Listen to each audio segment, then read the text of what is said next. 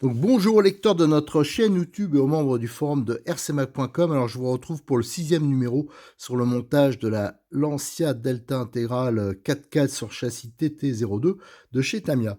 Alors dans la précédente vidéo, on a fait le montage du moteur et aussi de la barrette de maintien pour la batterie. Je vous avais parlé d'une option, alors je suis allé chercher chez Cyril de Modis 34. Et donc, c'est la référence 54555. C'est une barrette. Alors, je pensais qu'elle était en carbone. Non, mais c'est en époxy. Alors, l'avantage, c'est que c'est isolant, l'époxy. Hein. Le carbone, ça peut provoquer parfois des petits problèmes. Et on a, et ça intègre le support de puce. Donc, ça, c'est une petite option assez sympa. Voilà. Donc, peut-être que je montrerai un jour. Je montrerai même sûrement un jour. Donc, voilà. Je voulais vous présenter et faire ce petit retour en arrière pour ça. Et là, on va donc attaquer. Ah oui, j'avais un petit retour, j'avais oublié aussi, c'est que j'avais complètement zappé l'additif à la notice qui est spécifique à la version rallye. Donc là, c'est là qu'il parle notamment qu'il y a le pignon, au lieu d'être 22 dents, je crois que c'est 19 dents sur la version rallye, c'est un peu plus court, ce qui est logique. Et une petite différence avec la version standard, hein, qui est présentée sur la notice générale, c'est que, bon, déjà, eux, ils graissent la transmission. Ça, j'avais oublié d'en parler, mais ça, moi, je ne conseille pas de le faire. Parce que dès qu'il y a un peu de saleté qui va rentrer dedans, si ça arrive à passer, ça va tout coller. À chaque fois que vous allez démonter, ça va être un peu galère. Et là, par contre, ils graissent. Ça, ils ne le font pas sur la version de la notice générale. Ils mettent un peu de graisse sur le support moteur. Alors ça peut être pas trop mal pour rendre un peu plus étanche. Bon, moi, perso, j'en ai pas mis, parce que bon, quand on démonte, pareil, hein, pour pas tout saloper. Mais éventuellement, si on roule dans des endroits vraiment très poussiéreux, ça peut être utile. Après, autre petite chose qu'il faut repréciser, hein, c'est à chaque fois, par exemple là, on voit hein, sur la notice, il y a la notice générale. Alors par exemple là, vous voyez, c'est le sens des fusées, de montage des fusées. Vous voyez bien que ce n'est pas symétrique. Alors quand on le monte dans ce sens-là, on perd en garde au sol, donc c'est pour une version plutôt circuit. Et si on le monte dans l'autre sens, on va augmenter de la garde au sol.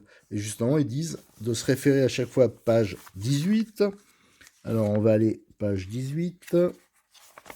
Et c'est là qu'il y aura toutes les explications, en fin de compte, pour les versions rallye et aussi les empattements. Hein, vous voyez, empattement court, empattement long. Alors, normalement, j'ai pas vu trop d'indications, mais pour la Lancia, j'espère que je suis pas parti pour rien. On est en empattement long. Et là, vous avez, au niveau du montage des fusées aussi, je pense qu'avec ces cales, de la façon qu'elles sont montées, on gagne ou on perd de la garde au sol.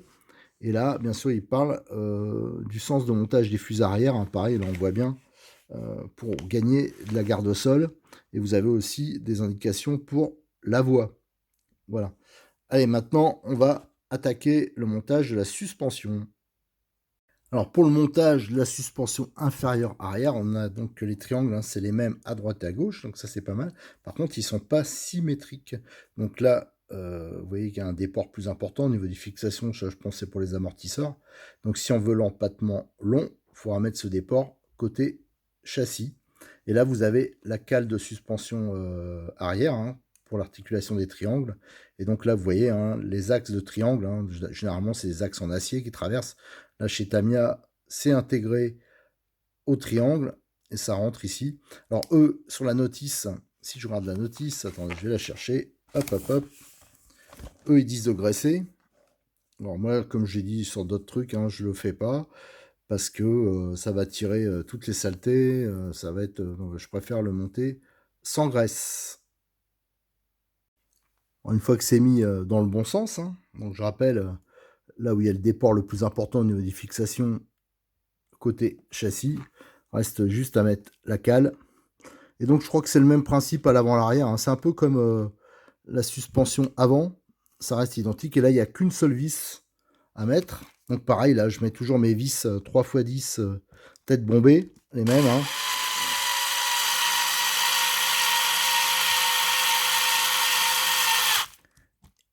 Et je vais finir à la main.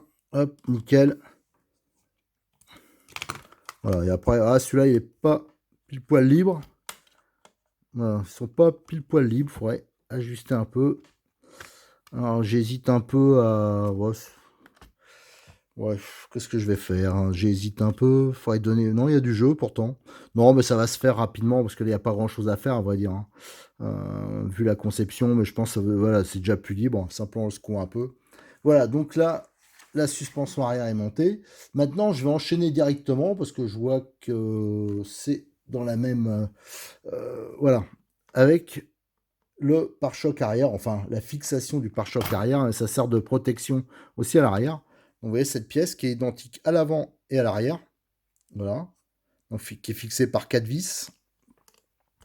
Et là, voilà, donc j'ai pas les bonnes vis avec moi, donc je vais aller chercher. Donc je vais remplacer pareil la visserie d'origine. Là par contre on passe de... Jusqu'à présent on avait que ça, même des vis 3x10 tête bombée. Alors je mettais des inox et là je vais aller chercher, ça j'en ai, des 3x10 têtes fraisées et des 3x16 têtes bombées. Alors pour les vis, je suis allé donc en chercher, hein. Je vous donne les références pour ceux qui sont intéressés. Les 3x10, hein, donc en tête fraisée inox 6 pans, c'est la référence 1413, donc c'est vendu par 10. Et les 3x16, là en tête bombée, c'est 1407. Allez hop, on va monter ça. On va voir si ça se monte pile poil. En tout cas, ça s'emboîte pile poil. C'est déjà ça. Hop. Je préfère amorcer à la main. Ouais, celles qui sont, à mon avis, qui peuvent plus poser éventuellement problème, c'est celle-ci. Alors on peut voir, elles sont longues. Je pense avec du métrique, on pourrait mettre même un poil plus court. Ouais, à voir. Donc on peut gagner un peu de poids peut-être en mettant à chaque fois. C'est vrai qu'avec les métriques, l'avantage, voilà, là c'est fixé. Donc les métriques, l'avantage c'est que ça prend bien. Donc il y a sûrement moyen de mettre du 14 par exemple. On ne gagnera pas grand chose, mais c'est vrai que c'est des voitures qui sont pas spécialement légères. Donc un peu de poids gagné, c'est toujours bon. Voilà, là je préfère le faire à la main pour cette petite partie là. Moi ici les autres je vais les faire à la machine. Hop. Hop. Allez go.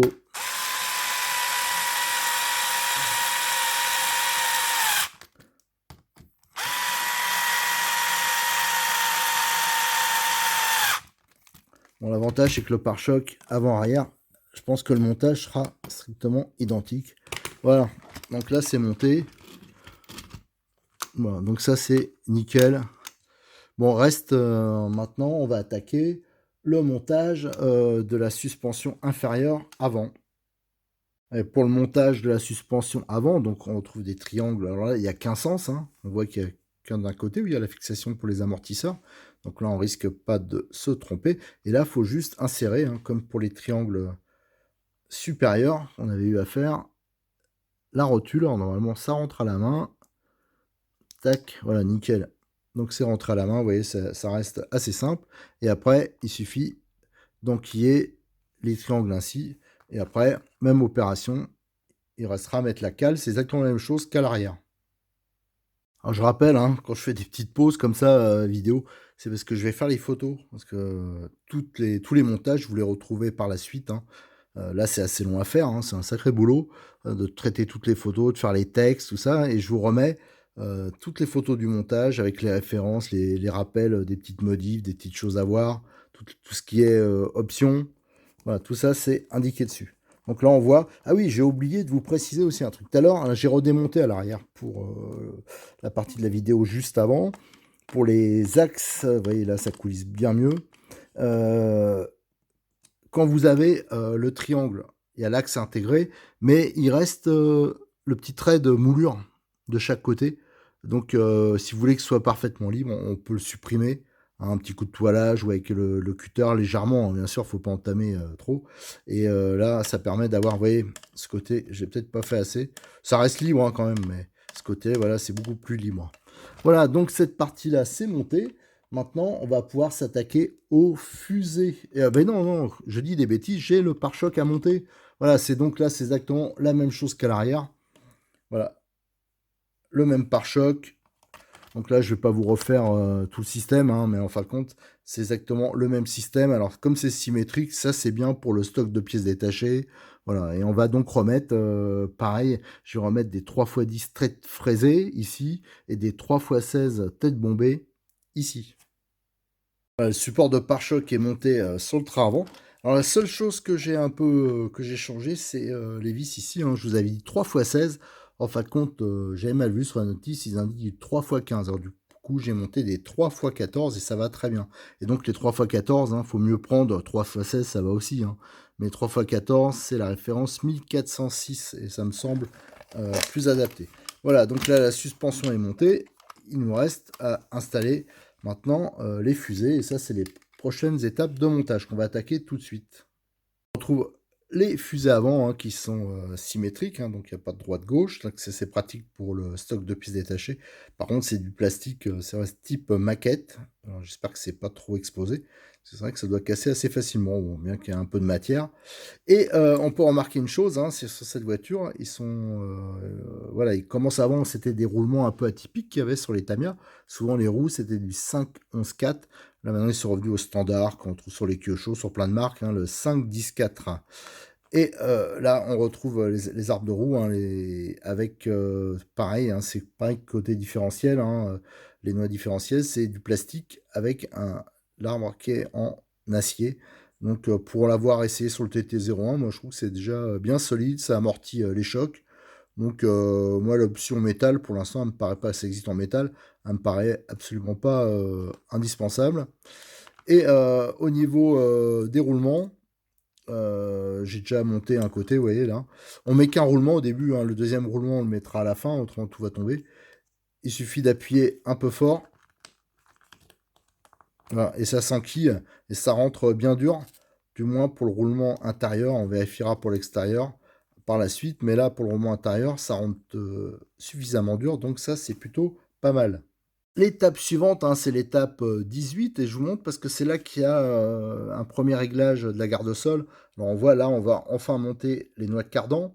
Alors bien sûr, on va graisser la partie qui rentre dans le différentiel. Par contre, moi, je vais pas graisser les cardans comme ils font là parce que ça attire plein de merde. Et pour du loisir, moi, je trouve que ça sert à rien. Bon, après, c'est mon avis. Mais pour le réglage de la garde-sol, ce qui va changer entre cette version ici qui est circuit et la version rallye, c'est juste le montage des cales que vous avez ici, hein, des inserts qui va être inversé. Voilà, c'est la seule différence. Allez, maintenant on va attaquer le montage. Alors normalement, j'ai rien oublié, il y a les noix de sortie différentielle, hein, vous voyez, c'est le même principe, hein. L'arbre est en métal et la partie noix est en plastique. Les cardans qui sont aussi avec un corps plastique et les goupilles par contre qui sont en métal. Pareil, ça je trouve que c'est pas trop mal. Moi j'en ai pas vu casser, alors j'ai peut-être pas. Enfin moi personnellement sur le TT01, sur d'autres voitures, j'en ai pas cassé. Et je pense que ça doit même, avec le plastique, ça doit bien amortir les coups. Et là vous avez donc les différentes cales qui vont servir à monter les fusées sur les rotules. Voilà. Allez, maintenant on va attaquer ce montage-là. Le truc qu'on va faire, hein, je vais graisser les noix. Alors j'ai déjà épuisé le stock de graisse. Donc moi j'ai de la petite graisse qui va super bien. Tac, tac, tac, tac, tac. Voilà. On en met, c'est pas la peine que ça déborde trop quand même, parce que là j'en ai mis pas mal, mais bon, avec Aigo. Et ça on va le mettre. Voilà, comme ça sera nickel. Ça faut pas oublier de le faire, hein, parce que autrement ça va s'user assez rapidement sur le plastique.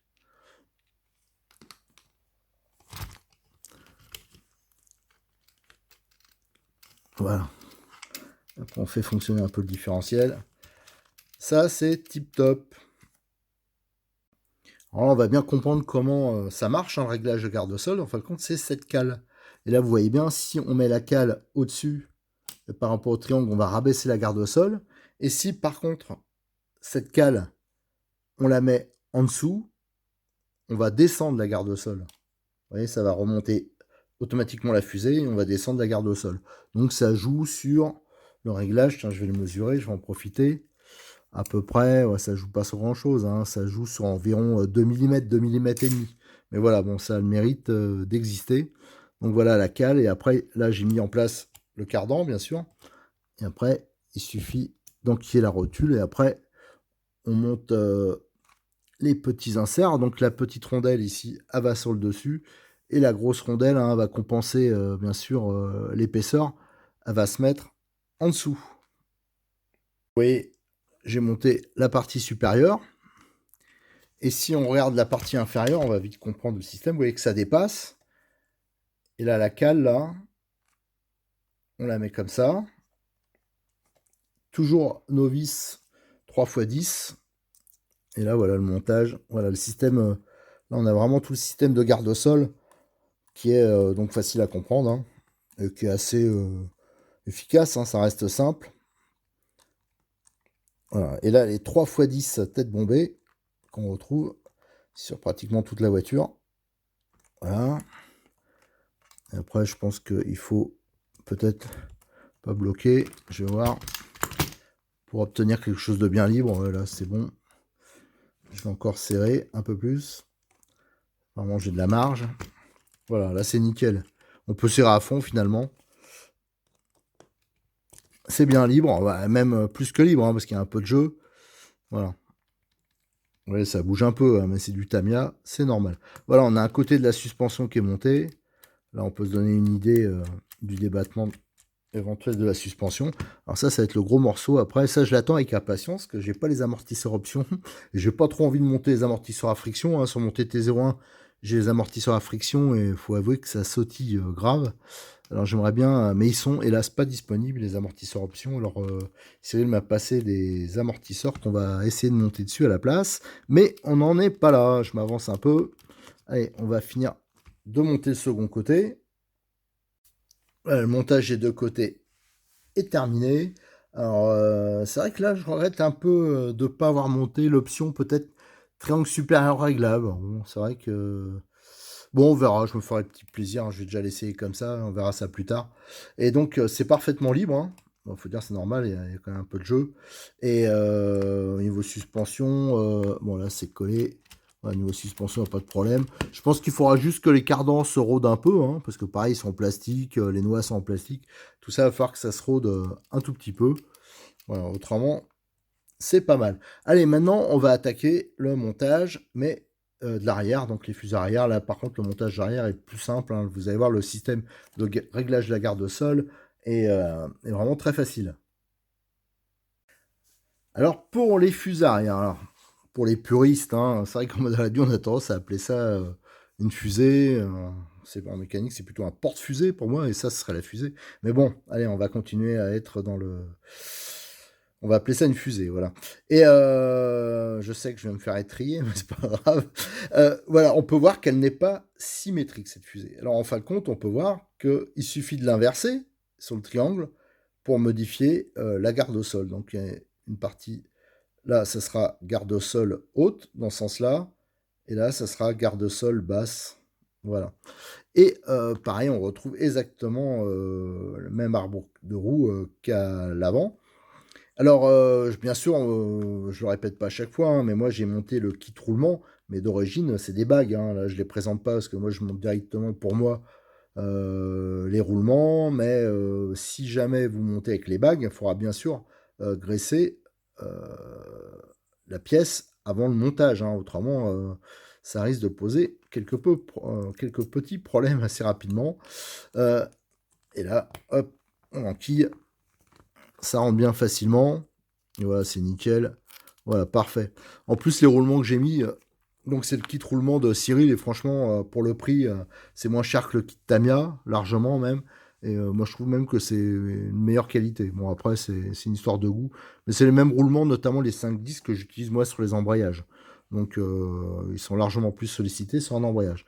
Voilà, donc là, au niveau des fusées, ou porte-fusées, c'est assemblé. Alors, là, on arrive déjà à l'étape finale, hein, du montage de la suspension. On arrive à l'étape 20. Et l'étape 20, donc on retrouve les mêmes cardans qu'à l'avant, donc ça, aucun problème.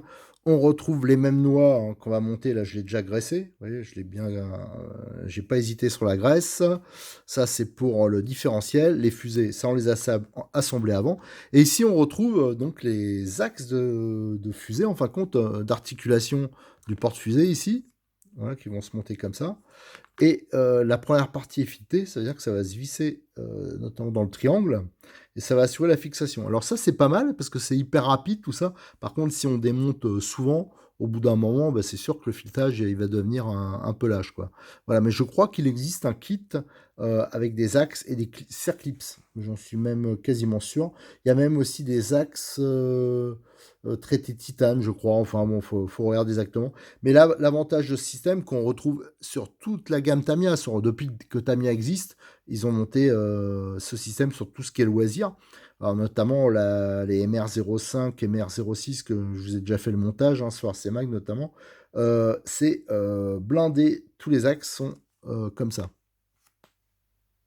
Premier truc à faire, hein, c'est bien sûr mettre, là je l'ai bien graissé, hop, et nickel, on le fait un peu fonctionner. La noix de différentiel. Ensuite, on place le cardan et la fusée. Alors, dans quel sens y mettre? Je regarde en même temps la notice. Donc, on va le mettre. Je regarde dans quel sens y mettait les vis, surtout. Voilà, ça va s'assembler comme ça. Vous voyez, donc c'est assez facile. Et maintenant, il va juste rester à mettre les axes. Tac. Tac. Et là, on peut bien voir, hein. Donc là, si jamais on inverse le montage, je sais pas si ça se voit bien, je vais reculer un peu. Voilà. Si on inverse, bien sûr, ça va descendre d'environ, je pense qu'il doit y avoir 3-4 mm d'écart. Et donc, c'est ça qui va faire jouer la garde au sol. Mais là, en tout cas, on est en position garde au sol maxi. Allez, maintenant, je vais serrer ça. Et c'est la première fois que je le sors du montage, je crois, c'est le cruciforme. Là, on n'a pas trop le choix. Alors, on visse dans la première partie ici du triangle. Là, c'est le supérieur. Donc, ce que je vais faire, je vais juste mettre en contact et on va voir ce que ça donne. Normalement, j'ai tendance, sur les MR05, j'ai tendance à serrer, mettre au contact. Alors, faut pas serrer comme un malade, hein. Et après, non, bah, au fin de compte, on peut laisser... Non, on voit quand même que les débattements seront pas quand même gigantesques, hein, sur cette voiture. C'est dommage, hein, parce que... Tiens, il faudra que je regarde exactement ce qui empêche. Ah ouais, ça doit être au niveau des noix. Ça rentre en contact tôt. Je vais regarder quand même, parce que c'est vrai que la suspension, enfin, il faut dire que c'est une voiture de rallye, hein, il n'y a pas besoin, c'est pas un TT, un huitième. Mais on voit là, c'est parfaitement libre, même en mettant en contact, hein, sans redesserrer. Sur les MR05, souvent, il faut mettre au contact et desserrer d'un pouillème de tour, hein, comme on dit. Mais là, on voit que c'est nickel, c'est parfaitement libre. Allez, maintenant, on va monter l'autre côté, et ça sera fini pour la suspension.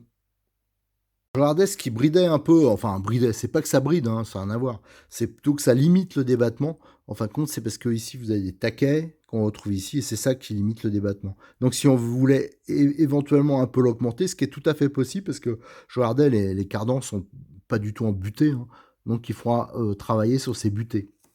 Voilà, et maintenant on va monter le reste. Voilà, donc toute la suspension arrière est assemblée, hein. On peut voir c'est parfaitement libre, il n'y a aucun problème. Donc je vous ai dit, hein, j'étais juste étonné par la garde-sol, enfin le débattement. Mais enfin, en regardant comme ça, c'est vrai que pour une voiture de rallye, c'est largement suffisant. Mais il y a moyen, comme je l'ai montré là, en travaillant sur les butées, mais ça doit être délicat, hein, de faire un travail symétrique, de gagner un peu de garde-sol. Voilà, donc la prochaine étape, ça sera le montage des faux amortisseurs et surtout la recherche de voir quel type d'amortisseurs qui sont disponibles, pas chers, qu'on pourrait éventuellement monter dessus. Alors Cyril m'en a passé quelques-uns, donc il va falloir que je teste ça. Donc ça sera pour la vidéo numéro 7. Allez, sur ce, je vous laisse et je vous donne rendez-vous pour une prochaine vidéo sur notre chaîne YouTube et aussi sur le forum de rcmag.com.